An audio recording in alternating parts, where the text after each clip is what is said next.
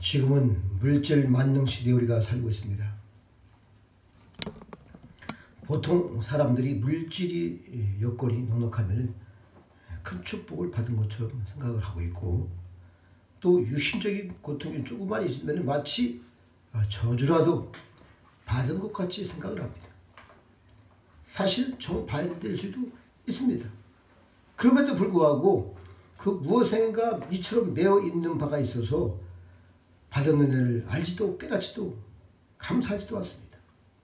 로마서 1장에 감사하지 않는 것은 죄다, 이렇게 말씀을 하고 있습니다. 그러면 감사란 무엇인가 우리가 한번 깊게 한번 생각을 해보시겠습니다. 먼저 감사란 곧 받는 마음이다, 이렇게 말씀을 드릴 수 있습니다. 즉 믿음이란 말이죠. 단순하고 깨끗하게 겸손한 마음으로 마음을 주면 마음을 받는 것이고, 여기는 어떤 비판이나 물론 거저 같은 것은 있을 수가 없습니다. 순수한 마음으로 받아들이는 그 마음이 곧 감사하는 마음이다, 이렇게 말씀을 드릴 수 있어요. 또한 감사는 깨달음이다, 이렇게 말씀드릴 수 있습니다. 행복이란 소유하는 데 있는 것이 아니라 깨닫는 데 있다, 이렇게 말씀이 있습니다. 그 주신 바가 사랑임을 깨달으며 단순한 사건이 아니라 영원한 생명을 주신 그 하나님의 은혜를 깨닫는 것이죠. 알아야 되는 것이죠. 그의 마음을 담아서 주신 바라는 사실을 알 때 우리가 감사를 할 수 있게 됩니다. 나는 부족하였던 과거도 알고 현재 주신 바 깊은 은혜도 깨닫고 미래에 주실 큰 약속이 있는 소망을 알게 될 때에 이는 마음에 기쁨과 감사를 일으키는 것입니다. 또한 감사는 회개를 불러일으킵니다. 감사에는 실상 눈물이 따르는 것이죠. 큰 기쁨에는 눈물이 따르는 것입니다. 감사한 마음을 가지는 순간 자기의 고집이나 정욕을 다 포기를 하게 되는 것이죠. 자기 중심에서 떠나서 주신 하나님의 중심으로 살게 되는 것입니다. 여러분, 우리가 삭개오 우리가 잘 알잖아요. 예수께서 그를 불러주실 때에 그 은혜에 너무 감사해서 토색한 것을 4배나 갚겠습니다. 또 소유의 절반을 가난한 자에게 주겠습니다. 그렇게 말을 하고 다 행동을 하는 거예요. 감사한 마음에서 자기의 부족을 뉘우치게 되는 것이죠. 그래서 저도 처음에 예수 믿을 때 얼마나 감사한지, 정말 그때 그런 감사가 표현할 수가 없죠. 말로도. 또한 감사는 드리는 마음입니다. 감사는 구체적이고 또한 행동을 동반하는 것이죠. 이로써 무엇이라도 드리고자 하는 마음이 일어나는 것입니다. 이러한 행동이 없다면 감사는 거짓말이 될 확률이 많습니다. 참으로 기쁠 때는 무엇으로든지 이 사실을 표현해야 하는 것이죠. 그대로 더 있을 수가 없는 것입니다. 막달라 마리아는 자기를 살려주신 그 하나님의 은혜를 깨닫고 주님의 은혜를 깨닫고 주님께서 불러주심에 감사하며 눈물로다가 발을 닦았어요. 그게 감사죠. 또 옥합의 기양 향유를 깨뜨려 예수님께 부었습니다. 이것이 구체적인 표현인 것이죠. 뿐만 아니라 곧 헌신이다, 이렇게 말씀드릴 수 있습니다. 마음을 바치고 물질을 바치고 나아가서는 꼭 인생의 전부를 바치는 것입니다. 생명의 은혜를 위해서 일생을 바치다는 얘기 얼마든지 많습니다. 결국 참된 감사는 내 일생을 바치는 데 있죠. 결코 그 무엇 부분이 아니라 전체 자신을 다 바치는 것, 여기에 신비가 있는 것입니다. 이 몸을 바치며 전체를 바치는 헌신 속에 큰 기쁨이 있다는 것이죠. 감사는 곧 헌신에서 기쁨을 찾아야 감사인 것입니다. 아수에라 인색한 마음이 추우나 슬픔이나 아픈 마음이 있다면 이미 벌써 그건 감사가 아닌 것이죠. 그래서 헌신 그 자체에서 기쁨을 얻고 보람도 찾고 행복을 누리게 되는 것입니다. 내가 예수 그리스도로 죽어도 좋다는 예수님께서 나를 위해 죽으셨고 살리신 그 하나님에게 감사하는 우리가 사도 바울을 볼 때에도 그는 평생 예수를 위해서 모든 것을 포기하고 다 버리고 십자가 길을 간 것입니다. 이것이 진짜 감사죠. 깊은 은혜, 가장 큰 축복, 가장 영원한 은사에 대하여 만족한 감사를 드리시기 바랍니다. 생명을 감사하고 믿음을 감사하고 구원의 영생을 위해 감사하시기 바랍니다. 그리고 또 양식을 주셔서 하나님의 일을 일하게 하시고 또 주실 것을 믿으며 감사하는 것이죠. 축복은 받았다고 축복이 아닙니다. 감사해야 비로소 축복인 것입니다. 감사는 동시에 놀라운 힘입니다. 그래서 감사하는 능력으로 세상을 이기시기를 바랍니다. 특별히 오늘 본문에 나타난 이 진리의 말씀을 자세히 살펴보면 심는 것과 거두는 것 사이에 절대적인 연관이 있음을 말해주고 있습니다. 반드시 우리가 심으면 추수를 하는 것입니다. 추수하는 것과 심는 것, 이 파종과 추수는 절대 관계에 있습니다. 그러나 여러분, 우리가 잘 알아야 되는 것이지만 추수는 심판이에요. 내가 한 것에 대한 심판을 받는 겁니다. 이것은 사람이 뜻대로 할 수 있는 것이 아닙니다. 하나님께서 친히 역사하는 것이 있는데 심는 것은 내가 자의대로 심을 수가 있어요. 그러나 거두는 것은 내 마음대로 못하는 것입니다. 일단 심었으면 거두어 드려야 합니다. 불가피하게 필연적으로 우리가 거두어 드려야 되는데 내 마음대로 뿌린 씨앗을 내 마음대로 바꿀 수 없습니다. 콩을 심었는데 거기서 팥이 나옵니까? 바꿀 수가 없어요. 원하든 원치 않든 심어놓으면 이제는 그걸 거두어야 되는 것이죠. 이 거두어 들인 일이 심판이다. 내가 결정하는 것이고 이것이 하나님께서 이 역사를 이루신다는 걸 여러분 믿으시기 바랍니다.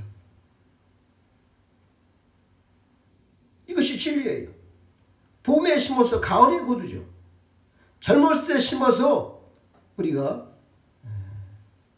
나이가 많아서 거두게 되는 겁니다.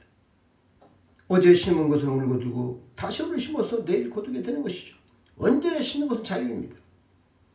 그러나 거둘 때는 선택이 없습니다. 그대로 내가 심은 대로 받아들여야 되는 것이죠.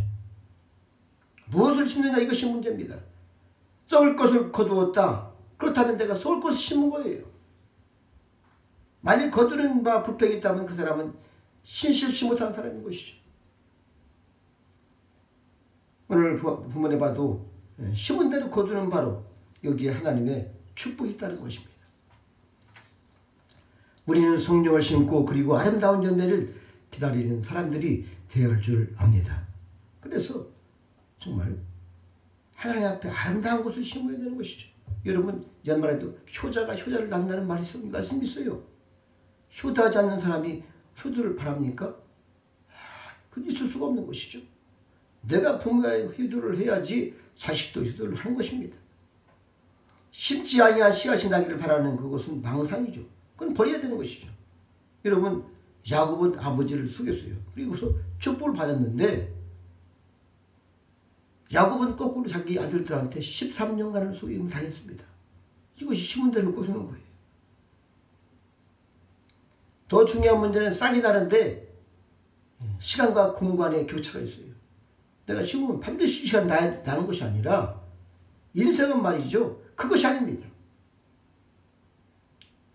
오늘 내가 심고 10년 뒤에 거둘 수도 있는 것이고 어떤 때는 몇십 년 뒤에 싹이 날 수도 있어요.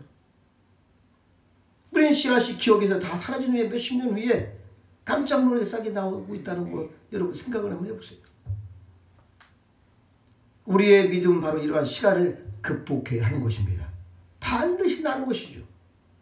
언젠가는 나고야만 하는 것입니다. 이 시간 너무 길다고 만들이 여기지 말고 걱정도 말기 바랍니다. 또한 공간적인 문제도 있어요. 내가 오늘 여기서 심었으면 반드시 여기서 나는 것이 아니라 우리 인생은 그래요. 내가 어떤 사람을 많이 배신했다고 생각을 해봅시다. 그러면은 내가 그 사람한테 배반당한 것이 아니라 어느 날 어떤 곳에서 다른 사람한테 내가 배반을 당하는 것이죠. 이것이 심은 대로 거두는 것입니다. 우리는 심판의 그날을 볼 줄 알아야 되는 것입니다. 우리 예수님께서는 많은 사람들을 말씀하기를 나를 위하여 많은 사람들이 너희를 핍박하고 너희가 나의 이름으로 핍박을 듣게 되면은 너희들에게 복이 있고 즐거워하라. 하늘의 상급이 크다. 이렇게 말씀드렸어요. 여러분 예수께서 오늘 내가 의와 진리와 믿음을 심어 나갈 때에 장차 며칠 열매가 있을 걸 알고 기뻐하라고 하는 겁니다. 당장은 핍박이 있고 당장은 올 수 있어도 영원한 하늘나라의 핍박, 그 축복과 영광이 있는 것은 마땅하죠. 그러나 이 땅에서 하나님 반드시 갚아주시는 것입니다. 내가 긍휼히 여기는 사람은 반드시 언젠가는 긍휼을 받습니다. 이것이 심은 대로 거두는 진리인 거예요. 그래서 육체를 위해 심는 사람은 육체로부터 썩어질 것을 거두들고 말 것입니다. 신령한 것, 이 하나님의 말씀과 진리와 의와 화평을 심고 그리고 사랑을 심어 나가는 사람들은 아름다운 열매를 반드시 거두는 것이죠. 여러분 무엇을 기다리고 있습니까? 오늘 특별히 이 추수감사주일인데 여러분 어떠한 열매를 드려야겠죠?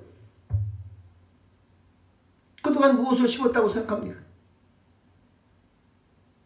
열매가 내 앞에 맺어질 것이라고 기대를 하십니까? 어느 아주머니가 병원에 가 진찰을 받는데 암이라고 선언을 받았어요. 이제는 얼마 남지 않은 인생이다 이렇게 진단을 받았습니다. 그래서 막 가정 전체가 울음바다가 되고 그런 때 그 친정 부친이 편지를 합니다. 진실하게 살려고 오늘까지 내 딴에는 최선의 노력을 기울였는데 우리 집안에 이런 일이 있을 줄을 몰랐다. 그렇지만 만일 병이 그대로 간다면 그것은 하나님께서 우리를 사랑하시는 것이다. 결코 이것으로 하나님 앞에 사랑을 잃었다고 생각하지 말아라. 이렇게 편지가 왔어요. 여러분은 어떤 생각을 합니까? 내 앞에 닥친 이 현실이 어떤 것으로 많이 남았다고 생각할 것입니까? 우리의 현실이.